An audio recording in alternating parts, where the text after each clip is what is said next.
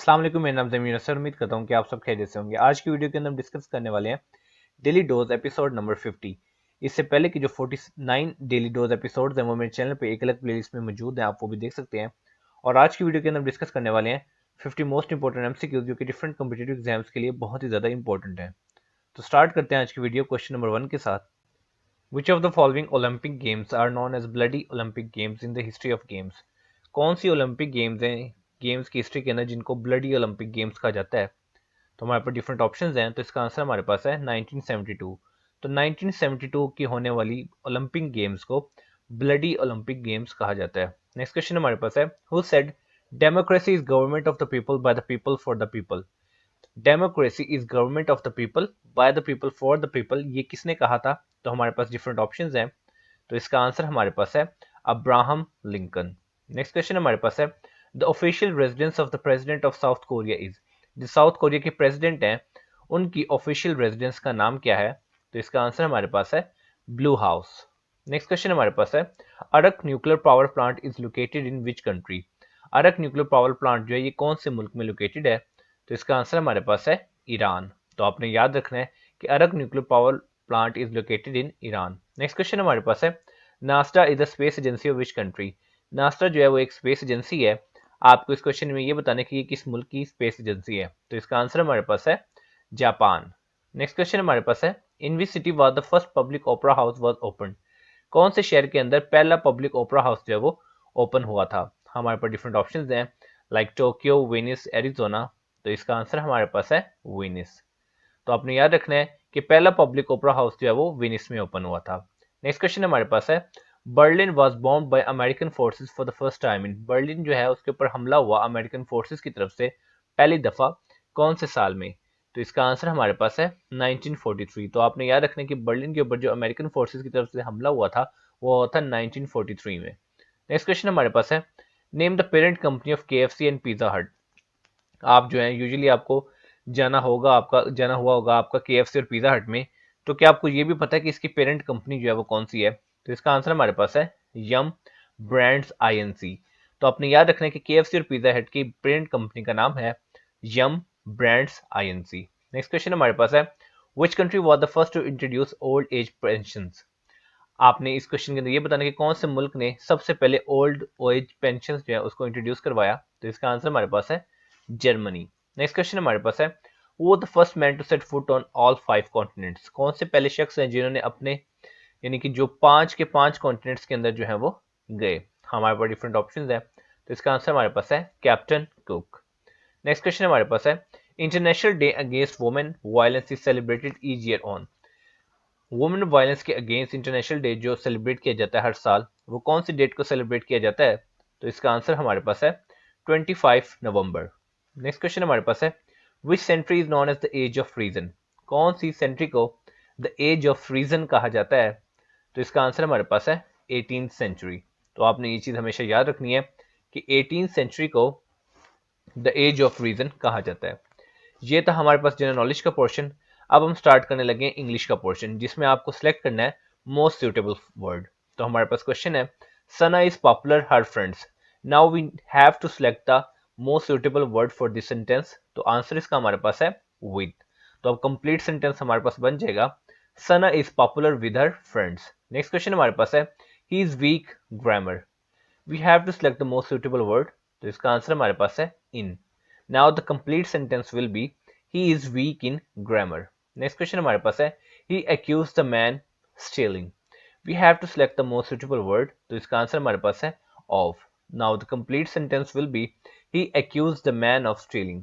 Next question हमारे पास है, he always insisted his opinion. The most suitable word will be on. Now the complete sentence will be, he always insisted on his opinion. Next question हमारे पास है, the jar was full oil. The most suitable word will be of. Now the complete sentence will be, the jar was full of oil. Next question हमारे पास है, he persisted silly ideas.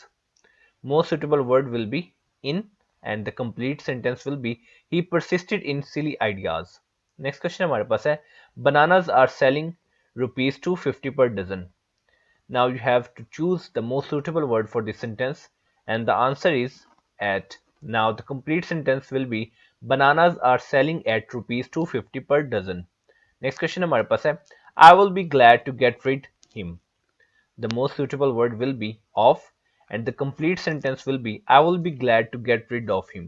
Next question हमारे पास है Sana was staring me. Now the most suitable word will be at and the complete sentence will be Sana was staring at me. तो ये portion था English का। अब जो portion start हो रहा है वो है एवरीडे साइंस का, क्योंकि आपको पता है कि एवरीडे साइंस जो है वो हर वन पेपर एमसीक्यूज का पार्ट होता है। तो इसके लिए इंपॉर्टेंट है कि हमें एवरीडे साइंस के क्वेश्चन जो है वो हमें आते हो। और डेली डोज एपिसोड्स, ये आज 50 एपिसोड है, जितनी भी एपिसोड है हर एपिसोड में एवरीडे साइंस के पोर्शन को जरूर टच किया गया है। तो हमारे पास क्वेश्चन है there are 3 types of plate boundaries. तो 3 तरह की प्लेट बाउंड्रीज हैं हमारे पास। उसकी टाइप्स हैं डाइवर्जेंट, कन्वर्जेंट और एक टाइप जो है वो आपने बतानी है। तो इसका आंसर हमारे पास है ट्रांसफॉर्म। तो अब आपने याद रखने की प्लेट बाउंड्रीज की 3 टाइप्स हैं, जिसमें से एक है डाइवर्जेंट, दूसरी है कन्वर्जेंट और थर्ड वन है ट्रांसफॉर्म। नेक्स्ट क्वेश्चन हमारे पास है the production of rubber tree is better adapted to areas where the climate is.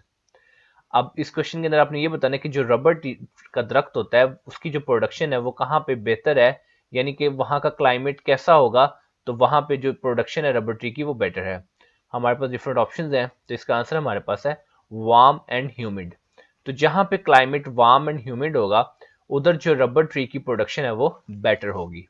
Next question हमारे पास है rancidity produced in butter can be decreased by adding quinoline to the butter। अब एक तो information हमें इस क्वेश्चन से मिल गई कि जो रेंसिडिटी प्रोड्यूस होती है बटर के अंदर उसको हम डिक्रीज कर सकते हैं। कैसे डिक्रीज कर सकते हैं? उसके अंदर क्विनोलोन ऐड करके। ये स्टेटमेंट हमें बताती क्या है? तो इसका आंसर हमारे पास है क्विनोलोन इज एन इनहिबिटर। तो क्विनोलोन जो है वो वर्क करता है एज एन इनहिबिटर, जिसकी वजह से जो रेंसिडिटी प्रोड्यूस होती है बटर के अंदर वो डिक्रीज हो जाती है। तो आपने याद रखना है 2-3 चीजें हैं इस क्वेश्चन से आपको मिली है कि रेंसिडिटी जो है वो बटर में प्रोड्यूस होती है जो कि डिक्रीज की जा सकती है by adding quinolone to the butter, और इधर क्विनोलोन जो है वो एज अ इनहिबिटर वर्क करता है। नेक्स्ट क्वेश्चन हमारे पास है in the composition of earth aluminium is. जो अर्थ की कंपोजिशन है उसमें एल्यूमिनियम की कितनी परसेंटेज है? तो इसका आंसर हमारे पास है 8.23%। नेक्स्ट क्वेश्चन हमारे पास है the areas around the north and south poles within the polar circle is called. इस क्वेश्चन के अंदर आपने ये बताना है कि जो एरिया है अराउंड नॉर्थ और साउथ पोल के पोलर सर्कल्स को मिला के उसको हम क्या कहते हैं? तो इसका आंसर हमारे पास है द फ्रिजिड जोन। तो आपने याद रखना है the areas around the north and south poles within the polar circle is called the frigid zone. Next question हमारे पास है the strength of wave action depends on all these except. अब आपके पास 4 ऑप्शन है, इनमें से 3 ऐसी चीजें हैं जिसके ऊपर जो वेव एक्शन की जो स्ट्रेंथ है वो डिपेंड करती है, एक पे डिपेंड नहीं करती। तो इसका आंसर हमारे पास है करंट्स इन द सी। तो जो स्ट्रेंथ है वेव एक्शन की वो करंट्स इन द सी पे डिपेंड नहीं करती, जबकि wind strength, depth of the coastal water और हाइट ऑफ वेव्स पे डिपेंड करती है। नेक्स्ट क्वेश्चन हमारे पास है which of this is not a metamorphic rock. अब इस क्वेश्चन के अंदर आपने ये बताना है कि इनमें से कौन सा मेटामॉर्फिक रॉक नहीं है, यानी कि इससे ये मुराद हुई कि इसमें से 3 ऐसे रॉक्स हैं जो कि मेटामॉर्फिक है। तो इसका आंसर हमारे पास है डॉयराइट। डॉयराइट जो है ये एक मेटामॉर्फिक रॉक नहीं है, जबकि क्वार्ट्जाइट, स्लेट और जीनिस जो है ये तीनों जो है वो मेटामॉर्फिक रॉक्स की टाइप्स हैं। नेक्स्ट क्वेश्चन हमारे पास है the final phase of a star evolution is determined by the star. जो फाइनल फेज होता है स्टार की एवोल्यूशन का वो स्टार की क्या चीज डिटरमिन करती है? एज, ग्रेविटेशनल पुल, डेंसिटी या मास। तो इसका आंसर हमारे पास है मास। तो आपने याद रखना है कि स्टार के एवोल्यूशन का जो फाइनल फेज होता है वो स्टार का मास जो है वो डिटरमिन करता है। नेक्स्ट क्वेश्चन हमारे पास है central colour of rainbow is. आपको पता है कि रेनबो के अंदर 7 कलर्स होते हैं, तो आपको ये भी पता होना चाहिए कि सेंट्रल कलर जो है वो रेनबो का वो क्या होता है। तो इसका आंसर हमारे पास है ग्रीन। तो आपने हमेशा याद रखना है कि central colour of rainbow is green. तो ये था एवरीडे साइंस का पोर्शन। अब जो हम पोर्शन स्टार्ट करने जा रहे हैं ये है इस्लामियत का। तो स्टार्ट करते हैं इस्लामियत का फर्स्ट क्वेश्चन और इस डेली डोज एपिसोड का 31st question. Who will be first person question on the day of क्यामत। क्यामत के दिन जो है वो सबसे पहला कौन से शख्स होंगे जिनसे सबसे पहला क्वेश्चन किया जाएगा? तो इसका आंसर हमारे पास है हजरत जिब्राइल अलैहिस्सलाम। नेक्स्ट क्वेश्चन हमारे पास है Hazrat Khadija died at which as.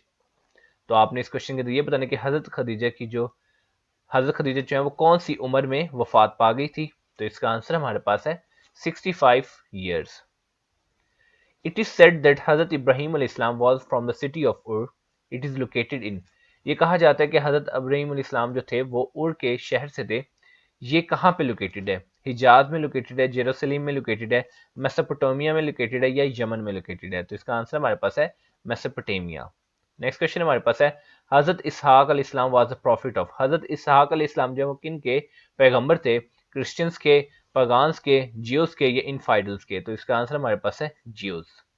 Next question हमारे पास है, Hazrat Yunus is address with two name, one is Dhunnun its mean. अब हजरत यूनस अलैहिस्सलाम का एक नाम था धुन्नुन, उन्हें किस वजह से कहा जाता था और इसका मतलब क्या है?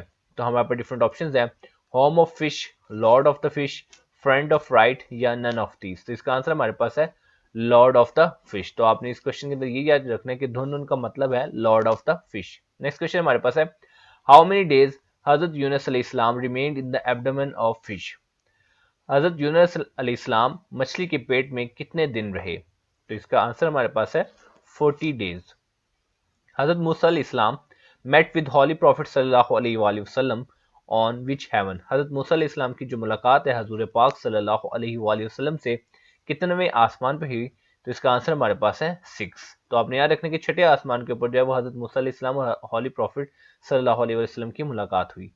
नेक्स्ट क्वेश्चन हमारे पास है, हाउ मेनी तकबीर्स आर इन नमाज जनाजा। नमाज जनाजा के अंदर कितनी तकबीरें होती हैं? तो इसका आंसर हमारे पास है 4। तो आपने याद रखना है कि 4 तकबीर होती हैं नमाज जनाजा के अंदर। नेक्स्ट क्वेश्चन हमारे पास है, मिनिमम पर्सन रिक्वायर्ड फॉर नमाज बाजमात। अगर आपने बाजमात नमाज अदा करनी है तो उसके लिए मिनिमम पर्सन जो है वो कितने रिक्वायर्ड हैं? तो इसका आंसर है 2, यानी कि अगर 2 लोग होंगे तो नमाज बाजमात अदा की जा सकती है। नेक्स्ट क्वेश्चन हमारे पास है, नमाज ईद। अब जो ईद की नमाज है वो क्या है? फर्ज है, नफल है या वाजिब है? तो इसका आंसर हमारे पास है वाजिब। तो आपने याद रखना कि नमाज ईद इज वाजिब। तो ये था इस्लामियत का पोर्शन। अब हम मूव करेंगे पाक स्टडीज के पोर्शन की तरफ। तो क्वेश्चन नंबर 1 और वीडियो का क्वेश्चन नंबर 41 हमारे पास है, highest ever temperature recorded in Pakistan on 20 May 2017 was in which city. Pakistan की हिस्ट्री के अंदर सबसे ज्यादा टेम्परेचर जो है वो 28 मई 2017 को रिकॉर्ड किया गया। आपने इस क्वेश्चन के अंदर ये बताना कि कौन से शहर में ये टेम्परेचर जो है वो हाईएस्ट एवर टेम्परेचर रिकॉर्ड हुआ था। तो इसका आंसर हमारे पास है तुर्बत। नेक्स्ट क्वेश्चन हमारे पास है, Zulfikar Ali Bhutto served as the prime minister of Pakistan from 1973 to 1977।